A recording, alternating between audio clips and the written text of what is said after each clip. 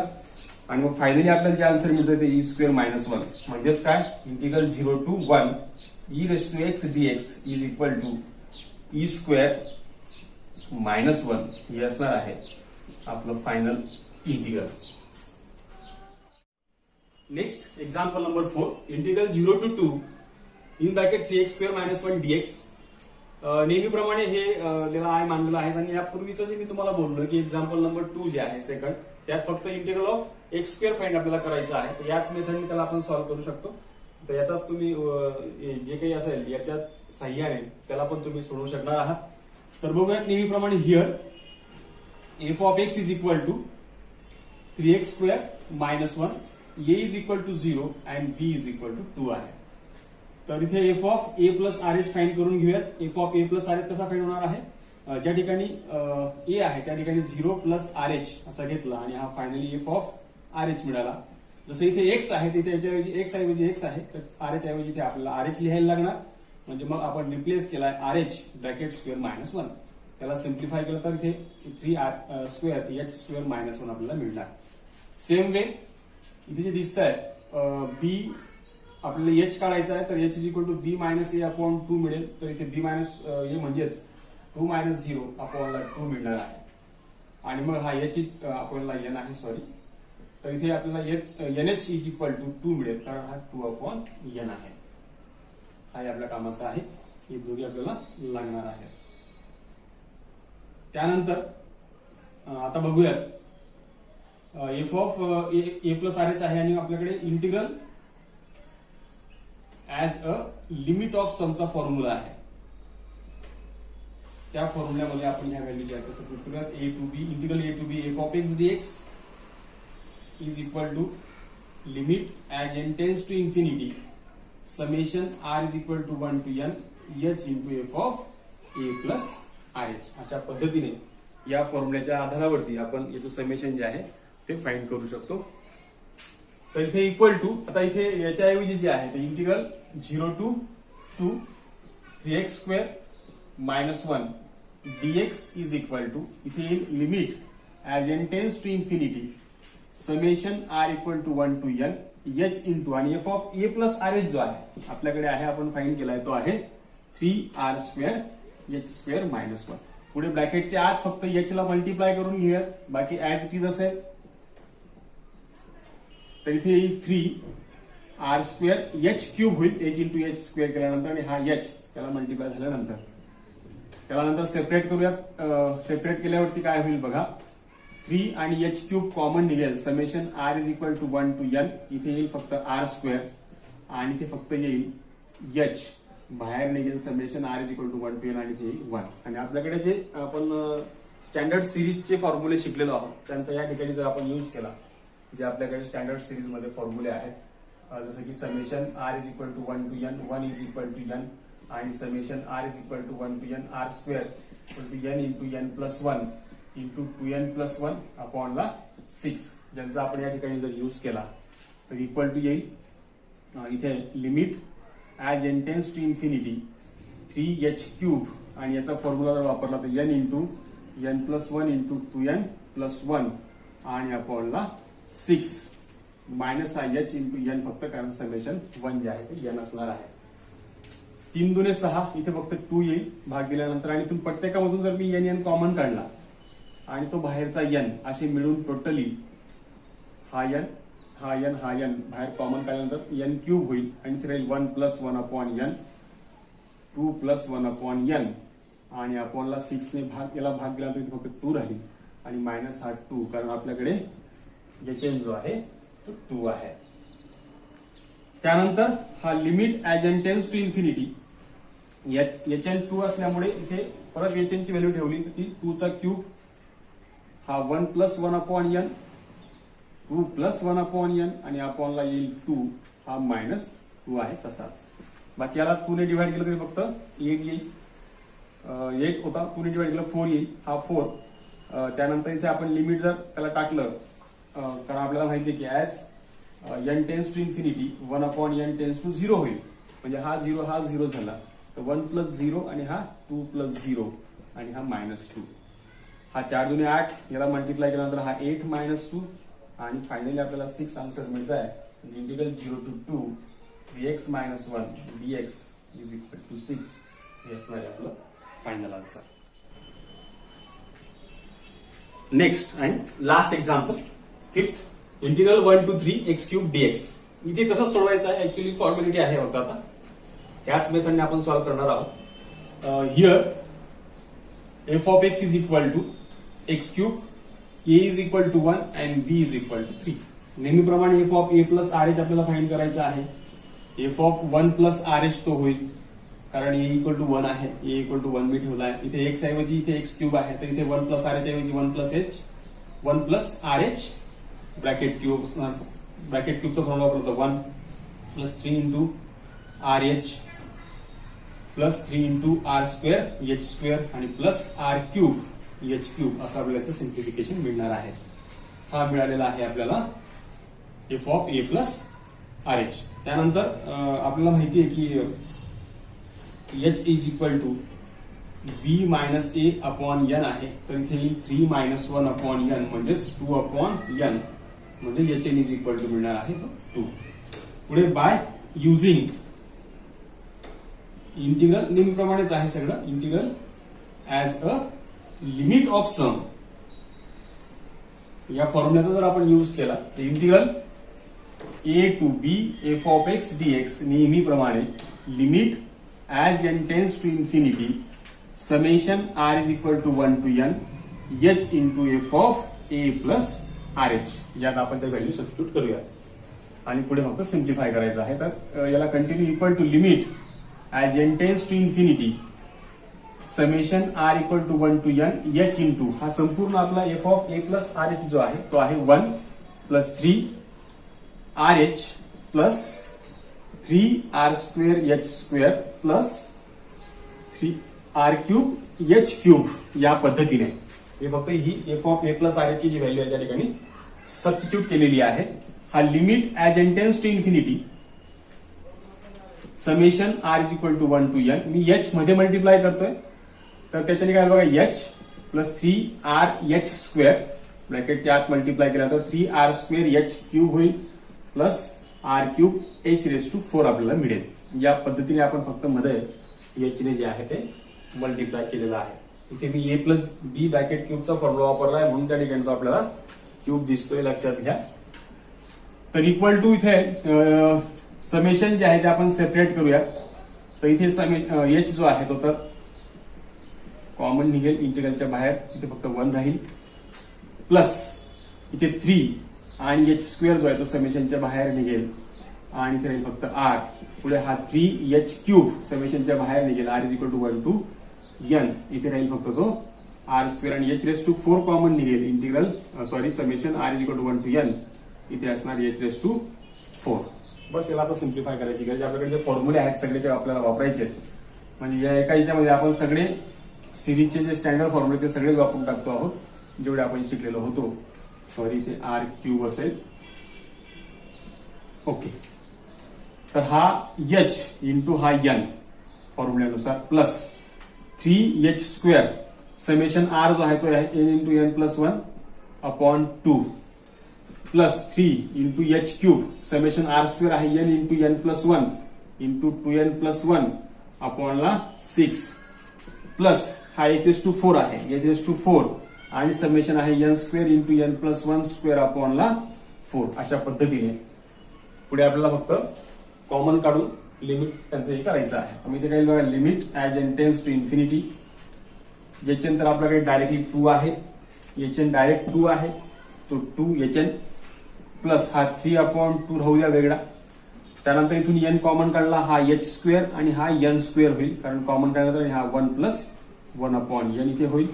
3 दुने 6 याला भाग दिल्यानंतर 1/2 इथे होईल. 3 दुने 6 केल्यानंतर तर हा h क्यूब, हा h क्यूब इथून परत मागील एक्झाम्पल प्रमाणे कॉमन काढल्यानंतर n क्यूब होईल. हा 1 प्लस 1/n आणि हा 2 प्लस 1/n अशा पद्धतीने पुढे कंटिन्यू. हा प्लस h⁴ प्लस हा 1/4 आणि नंतर इथून n स्क्वेअर आणि याच्यात आतल्या आत जर कॉमन काढला तर तो n⁴ होऊन जाईल, कारण तो बाहेर निघाल्यानंतर n असेल त्याचा स्क्वेअर आपण घेऊ परत आणि ब्रॅकेटमध्ये 1 प्लस 1/n ब्रॅकेटचा स्क्वेअर आहे तसाच राहील. Bracket complete. पुढच्या स्टेपला आपल्याला फक्त लिमिट जे आहे ते अप्लाय करायचं आहे त्याच्यावरती. तर लिमिट अप्लाय केल्यानंतर काय होईल बघा. लिमिट अप्लाय केल्यानंतर आपल्याला जे मिळतं आहे त्यात इक्वल टू लिमिट अप्लाय करतोय हा 2 प्लस 3/2 h² n² म्हणजेच काय तो 2 चा स्क्वेअर मिळेल आपल्याला, कारण hn आपल्याकडे 2 आहे. हा 1 प्लस 0 होईल, कारण मी तुम्हाला म्हटल्याप्रमाणे as n tends to infinity h tends to 1/n tends to काय होईल 0, त्यानुसार तो 0 होतोय.